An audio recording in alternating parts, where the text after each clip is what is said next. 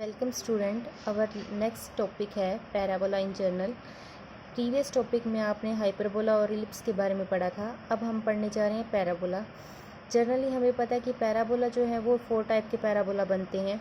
इनमें से हम एक पैराबोला लेके चले हैं y square equal to 4ax, और y square equal to 4ax जो पैराबोला है उसका ग्राफ इस टाइप से डिफाइन कर रखा है। हाँ जी, देखिए क्या डिफाइन कर रखा है। ये आपके पास x एक्सिस है, ये y एक्सिस आपने डिफाइन की। प्रीवियस क्लासेस में आप ये सारा पॉइंट जो है वो पहले पढ़ चुके हैं कि पैराबोला आपके पास अगर y square equal to 4ax है तो किस टाइप का बनेगा, x square equal to 4ay है तो पैराबोला किस फॉर्म में बनेगा। हाँ जी, तो देखिए पैराबोला जो है, अगर मान लो हम ये कर रहे हैं कि कोई कर्व है, अगर वो एक्स वाई प्लेन में हम डिफाइन करें, अगर वो इस पोर्शन में है तो उतना ही सिमेट्रिकल ग्राफ इसका इस पोर्शन में बनेगा। एस जो है वो आपने फिक्स पॉइंट लिया, फोकस पॉइंट। पी जो पॉइंट था वो इस कर्व पे कोई पी पॉइंट वेरिएबल पॉइंट था। ए पॉइंट जिससे पैराबोला पास आउट हो रहा है उसे हम क्या बोलते हैं, वर्टेक्स ऑफ द पैराबोला। एक फिक्स लाइन आपने डिफाइन की, इससे आप क्या बोलते हो, डायरेक्ट्रिक्स ऑफ द पैराबोला। और वर्टेक्स से जो स्ट्रेट लाइन पास आउट हो रही हो उसे हम क्या बोलते हैं, एक्सिस ऑफ द पैराबोला। तो ये सारे पॉइंट आपने डिफाइन कर लिए। हाँ जी, अब पैराबोला देखना कैसे डिफाइन करते हैं, definition. A parabola is a set of all points in a plane that are equidistant from a fixed line and a fixed point in the plane। हाँ जी, अब देखना, ये आपके पास कोई कर्व थी, ये पॉइंट फिक्स पॉइंट था, ये वो फिक्स लाइन थी। अब आप क्या करो, इस फिक्स पॉइंट का, इन दोनों पॉइंट का और इस फिक्स पॉइंट से डिस्टेंस, इन दोनों पॉइंट का इससे फिक्स डिस्टेंस, इन दोनों पॉइंट का इनसे डिस्टेंस, ये जो है वो सारे के सारे क्या है, इक्वी डिस्टेंस पे है। तो ऐसे जितने भी पॉइंट्स का आप सेट बना सकते हो ना, उसे हम क्या बोलेंगे, पैराबोला बोलेंगे, जो एक फिक्स पॉइंट से और एक फिक्स लाइन से क्या रहे, इक्वी डिस्टेंस पे रहे। हाँ जी, अब देखना पैराबोला आपने क्या डिफाइन किया। जनरली हम पैराबोला हम क्या लेके चल रहे हैं, अगर आपकी बुक के अकॉर्डिंग हम ग्राफ बनाएं पैराबोला का तो हम क्या लेके चल रहे हैं,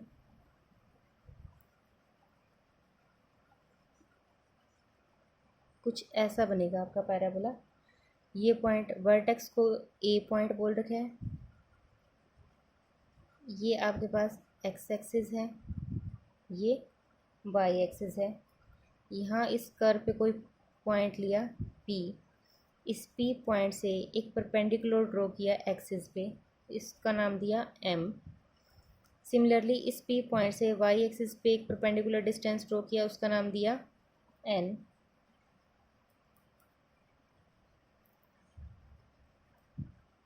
हाँ जी, अब वाई स्क्वायर इक्वल टू क्या है, 4ax है। तो y इक्वल टू हमने क्या लिया है, y इक्वल टू डिस्टेंस जो है स्मॉल y, वो क्या बनेगा आपके पास, एम पी। ये लाइन इस लाइन के पैरेलल है तो इसे हम क्या बोल रहे हैं, एम पी। ये किसके इक्वल है, length of perpendicular from P on x line पे ये परपेंडिकुलर डिस्टेंस ड्रॉ किया, मतलब कि ये जो लाइन बन रही है वो आपके पास क्या बनेगी, the axis of parabola, the axis of parabola. Similarly small x को हम कैसे डिफाइन कर रहे हैं, स्मॉल एक्स जो डिस्टेंस है वो आपके पास क्या बनेगा, पी एन लेंथ बनेगी, length of perpendicular from P on A Y. ठीक है, तो ये क्या बन जाएगी आपके पास, the tangent at the vertex. हाँ जी, ये पॉइंट ए पॉइंट जो था वो वर्टेक्स था, इससे एक स्ट्रेट लाइन पास आउट हो रही है, मतलब कि ये इस कर्व पे एक टेंजेंट का काम कर रही है। ठीक है, तो पी एन जो डिस्टेंस है वो आपके पास क्या रहेगा, एक ऐसी लाइन, उसे हम क्या बोल रहे हैं, टेंजेंट एट द वर्टेक्स। जो वर्टेक्स से एक स्ट्रेट लाइन पास आउट हो रही हो उसे हम क्या बोलते हैं, tangent of the vertex eight the vertex. हाँ जी, तो ये वैल्यूज एक्स की वैल्यू भी है आपके पास, वाई की वैल्यू ये इस इक्वेशन में पुट कर दीजिए, तो आपके पास क्या रिजल्ट आ जाएगा, वाई किसके इक्वल था, एम पी के इक्वल था, एम पी स्क्वेयर किसके इक्वल आ जाएगा, 4a इंटू में एन पी। ठीक है, हाँ जी। तो पैराबोला को हम क्या बोल रहे हैं, देखो parabola is the locus of a point which moves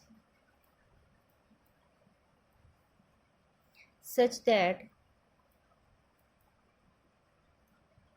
the square of its distance from a line varies as its distance from another line perpendicular to the first line, जो परपेंडिकुलर किसकी हो, फर्स्ट लाइन की। Line perpendicular to the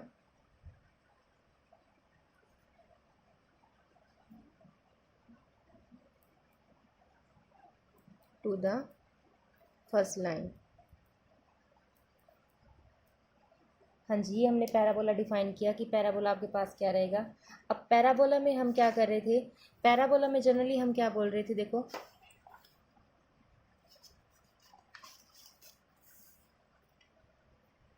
दो lines होंगी, एक fix line से point का distance और एक वर्टेक्स फिक्स पॉइंट से डिस्टेंस, वो आपके पास क्या रहे, सेम रहे, मतलब इक्वी डिस्टेंस पे रहे। उसके बाद आप क्या करते हो, जनरल इक्वेशन फाइंड आउट कर रहे हो। हमें अब फाइंड आउट करनी है एक्सिस फाइंड आउट करनी है पैराबोला की, लेटस रेक्टम फाइंड आउट करना है and the tangent at the vertex of A parabola. Given parabola का आपने क्या करना है, टेंजेंट भी फाइंड आउट करना है। तो ये सारे पॉइंट फाइंड आउट करने के लिए देखो क्या चीज़ डिफाइन करनी है। सबसे पहले आपके पास इक्वेशन दे रखी है कोई जनरल पैराबोला की, find the latus rectum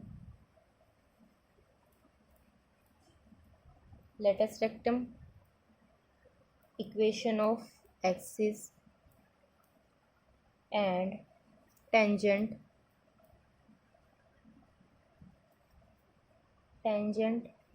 eight the vertex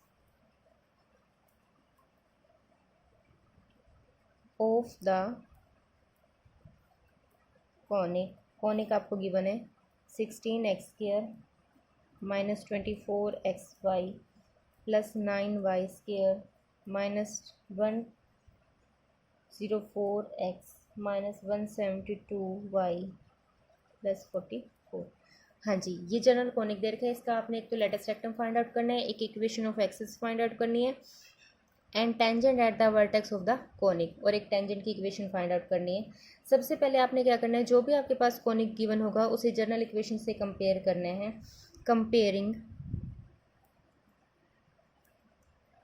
comparing with ax² plus 2hxy plus by² plus 2gx plus 2fy plus c equal to 0। हाँ जी, इस जनरल कॉनिक से आप क्या करोगे, इसे कंपेयर करोगे तो a की वैल्यू क्या आ जाएगी 16, h की वैल्यू कितनी आ जाएगी -12, b की वैल्यू 9, g की वैल्यू -52, f की वैल्यू -86 एंड c की वैल्यू कितनी आ गई 44। हाँ जी, फिर डिस्क्रिमिनेंट चेक कर लो, डेल्टा चेक कर लो। डेल्टा की वैल्यू क्या थी, ABC plus 2GFH minus AF² minus BG² minus CS² not equal to 0। हाँ जी, ये कंडीशन चेक कर ली। उसके बाद आपने क्या करना है, पैराबोला की कंडीशन दे रखी है। पैराबोला आपके पास कैसे डिफाइन करोगे आप पैराबोला के केस को, S² माइनस AB की फॉर्म में। इसे हम पैराबोला की स्टैंडर्ड इक्वेशन लेके चलेंगे। आपने ये चेक करना है कि पैराबोला बनेगा तब कंडीशन क्या आएगी। अब पैराबोला में हम क्या करते थे, AB माइनस S² चेक करते थे। अगर इक्वल टू में रिजल्ट क्या हो 0 हो तो वो पैराबोला को डिफाइन करता है। तो यहाँ से हम क्या करेंगे, AB S² माइनस AB को चेक करेंगे। S² माइनस AB की वैल्यू क्या आएगी, देखो h की वैल्यू कितनी है -12 का स्क्वायर -16 इंटू 9। हाँ जी, ये भी कितना बन जाएगा देखना, 144 बनेगा। इनकी प्रोडक्ट भी कितनी आएगी, 144, मतलब कि इक्वल टू क्या आ गया, 0। इसका मतलब इक्वेशन फर्स्ट जो है वो क्या कर रही है, पैराबोला को रिप्रेजेंट कर रही है। देयरफॉर इक्वेशन फर्स्ट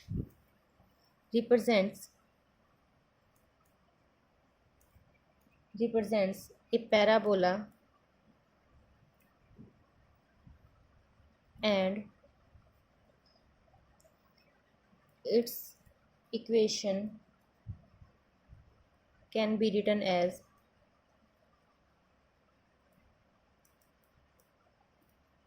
और इसकी इक्वेशन को आप कैसे डिफाइन करोगे, देखो आपके पास इक्वेशन क्या बनेगी, 4x - 3y square equal to 104x plus 172y -44।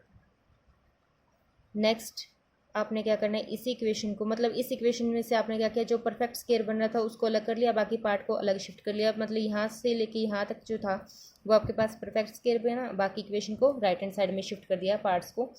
Next आपने एक इक्वेशन और कंसिडर करनी है जिसमें लैम्डा का डिफरेंस आएगा, 4x - 3y प्लस लैम्डा का होल स्क्वायर। हाँ जी, इस इक्वेशन को आपने ओपन करना है, तो यहाँ से लेके a प्लस बी का होल स्क्वायर ओपन करना है। a प्लस बी के होल स्क्वायर को ओपन करने के लिए देखो आप क्या डिफाइन करोगे, इसके परफेक्ट स्क्वायर को ओपन कर लीजिए, 4x - 3y का होल स्क्वायर, मतलब ये a स्क्वायर बन गया, प्लस 2 लैम्डा इंटू क्या आ जाएगा, 4x - 3y का प्लस में लैम्डा स्क्वायर, मतलब ये यहाँ से लेके यहाँ तक a बन गया, ये आपके पास क्या बन जाएगा, b। तो ये क्या बन जाएगा, a प्लस बी का होल स्क्वायर डायरेक्ट आपने ओपन करना है। a प्लस बी का होल स्क्वायर ओपन करेंगे तो देखो क्या कंडीशन बनेगी आपके पास, सिंपली कैलकुलेशन है ये, -44 plus 2 lambda into 4x - 3y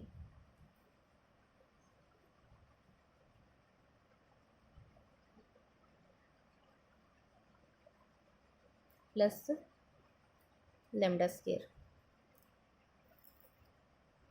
हाँ जी, देखो 4x - 3y की इसके होल स्क्वायर की वैल्यू दे रखी थी, वो डायरेक्ट आपने यहाँ पे वैल्यू पुट कर दी, 2 lambda as it is into में 4x - 3y plus lambda square.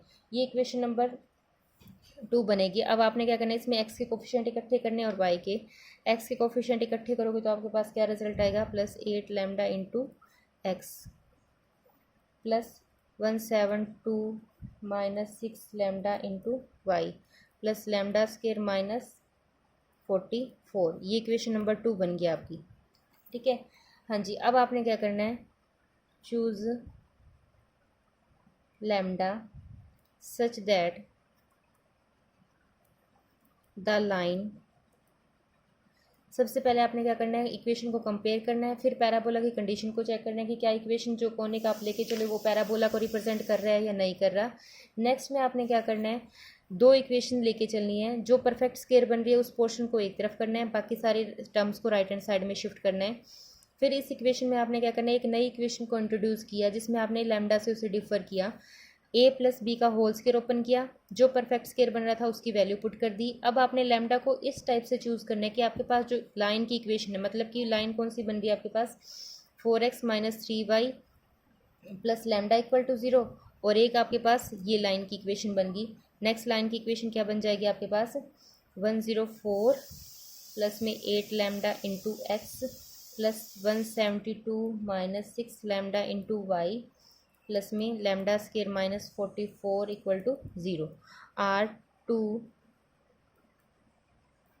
Perpendiculars lines. मतलब कि एक लाइन आपके पास ये जो लैम्डा वाली ली थी और राइट हैंड साइड में जो इक्वेशन है वो 2 लाइंस ऐसी लाइंस है जो आपस में क्या है, परपेंडिकुलर है। अगर 2 लाइन आपस में परपेंडिकुलर है देन इनकी स्लोप की प्रोडक्ट क्या आएगी, इक्वल टू 0। तो यहाँ से आपने क्या करना है, स्लोप फाइंड आउट करनी है, product of their slopes equal to -1। 2 line जब भी परपेंडिकुलर होंगी तो स्लोप की प्रोडक्ट किसके इक्वल आएगी, -1 के इक्वल आएगी। हाँ जी, स्लोप यहाँ से फाइंड आउट कर लीजिए। तो फर्स्ट लाइन से स्लोप क्या आएगा, minus coefficient of x bye coefficient of y।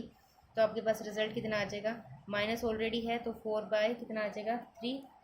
Similarly यहाँ से इस लाइन से आपके पास क्या आएगा, minus coefficient of x by coefficient of y. तो कोफिशिएंट ऑफ एक्स आपके पास कितना है 104 प्लस में 8 लैम्डा बाय में 172 माइनस 6 लैम्डा। यहाँ से आपने क्या किया, दोनों लाइन आपस में परपेंडिकुलर थी तो स्लोप की प्रोडक्ट फाइंड आउट कर ली। नेक्स्ट आपने क्या करना है, इस इक्वेशन को सोल्व करना है आपस में और लैम्डा की वैल्यू फाइंड आउट करनी है। लैम्डा की वैल्यू फाइंड आउट करने के लिए देखो सिंपल कैलकुलेशन है, 4 की मल्टीप्लाई कर दो, 3 की मल्टीप्लाई कर दो, राइट हैंड साइड में -1 है तो उसे शिफ्ट कर लो, तो रिजल्ट आपके पास क्या बनेगा 1416 प्लस 32 लैम्डा इक्वल टू कितना आ गया 516 लैम्डा, सॉरी माइनस 18 लैम्डा। यहाँ से इनकी कैलकुलेशन क्या बन जाएगी आपके पास, लैम्डा वाले पार्ट को इकट्ठा कर लीजिए, ये माइनस का था इधर आके शिफ्ट होकर प्लस का बन जाएगा, ये आपके पास बन जाएगा 50 लैम्डा इक्वल टू कितना आ गया 100। तो लैम्डा आपके पास कितना आ जाएगा 2। यहाँ से लैम्डा आपने फाइंड आउट कर लिया। अब लैम्डा की जो वैल्यू आपने फाइंड आउट की है वो इक्वेशन नंबर 2 में पुट कर दीजिए। Equation 2 becoming, therefore equation 2 becomes, equation 2 आपके पास क्या बन जाएगी 4x माइनस 3y प्लस 2 का होल स्क्वायर। लैम्डा की प्लेस पे आपने इसकी वैल्यू पुट कर दी, इक्वल टू में कितना आ गया 43x प्लस 4y माइनस 1। हाँ जी, अब नेक्स्ट में आपने क्या करना है, जब आपके पास लैम्डा की वैल्यू आ जाए तब आपने इस इक्वेशन, जो इक्वेशन नंबर 2 जहाँ पे आपने लैम्डा को इंट्रोड्यूस किया था उस इक्वेशन में लैम्डा की वैल्यूज पुट कर दी जहाँ पे भी लैम्डा पुट किया आपने। नेक्स्ट स्टेप में आपने क्या करना है, coefficient of x square plus coefficient of y right hand side पे और लेफ्ट हैंड साइड पे इनकी वैल्यूज़ को सॉल्व करना है। हाँ जी, तो इक्वेशन क्या बनेगी 4x माइनस 3y प्लस 2 का होल स्क्वायर। यहाँ पे कोफिशिएंट ऑफ एक्स स्क्वायर कितना बनेगा 16 प्लस कोफिशिएंट ऑफ वाई कितना बनेगा 9। राइट हैंड साइड में भी इसी टाइप से आपने क्या करना है 40 बाय में कितना आ जाएगा, ये 25 बनेगा, इंटू में क्या आएगा 3x प्लस 4y माइनस में 1। सेम वही प्रोसेस किया आपने कि coefficient of x square coefficient of y square से दोनों तरफ डिवाइड किया है। हाँ जी, नेक्स्ट कंडीशन देखना, इसे और सिंप्लीफाई आप कैसे कर सकते हो, इस टर्म को आप कैसे लिख सकते हो 40/5 25 के फैक्टर किए, ये स्टैंडर्ड फॉर्म में रिड्यूस करने के लिए इस टाइप से आप लिख रहे हो और कुछ भी नहीं है। इस फॉर्म को आप कैसे लिख सकते हो 3 का स्क्वायर प्लस में 4 स्क्वायर का रूट। 5 जो था वो यहाँ से आपके पास 5 ही बनेगा, ये बनेगा आपके पास 9 प्लस में कितना बनेगा 16, मतलब 25 का रूट बनेगा, 25 का रूट कितना आ जाएगा 5। 5 और 5 की प्रोडक्ट कितनी आ जाएगी 25। तो मतलब इस टाइप से आपने लिखा है। सिमिलरली इस फॉर्म को भी ऐसे लिख लीजिए। हाँ जी, यहाँ से आपके पास क्या रिजल्ट आएगा, देखो यहाँ से आपके पास क्या बनेगा 4x square minus 3y square plus में 2। अब आपने इसे परफेक्ट स्केयर बनाना है पूरे को, मतलब ये आपके पास क्या बन जाए वाई स्केयर की फॉर्म में बन जाए या पी स्केयर फॉर्म, जो भी आप लेके चल रहे हो। तो इसको पूरे स्केयर के लिखने के लिए क्या करोगे, होल स्केयर इंट्रोड्यूस करने के लिए इसे आप लिख दोगे 4 स्केयर प्लस में 3 का होल स्केयर के ऊपर रूट, और इस पूरे के ऊपर क्या लगा दो स्केयर लगा दो, इक्वल टू में कितना आ जाएगा 45 3x प्लस में 4y माइनस 1 बाय 3 का स्केयर प्लस में 4 का स्केयर। ठीक है, हाँ जी, यहाँ से क्या रिजल्ट आ जाएगा आपके पास 4x माइनस 3y प्लस 2 का होल स्केयर बाय में 4 स्केयर प्लस में 3 का स्केयर इक्वल टू कितना आ गया, इसे कैंसिल आउट कर दीजिए, 8 इंटू में क्या आ जाएगा 3x प्लस में 4y माइनस 1 बाय में कितना आ गया 3 का स्केयर प्लस में 4 का स्केयर। ठीक है, तो इसे कंपेयर कर लीजिए। जनरल फॉर्म में इंट्रोड्यूस करने के लिए इसमें क्या किया है, इसे पुट कर दिया P1 की स्केयर इक्वल टू क्या आ जाएगा 8P2 which is a parabola.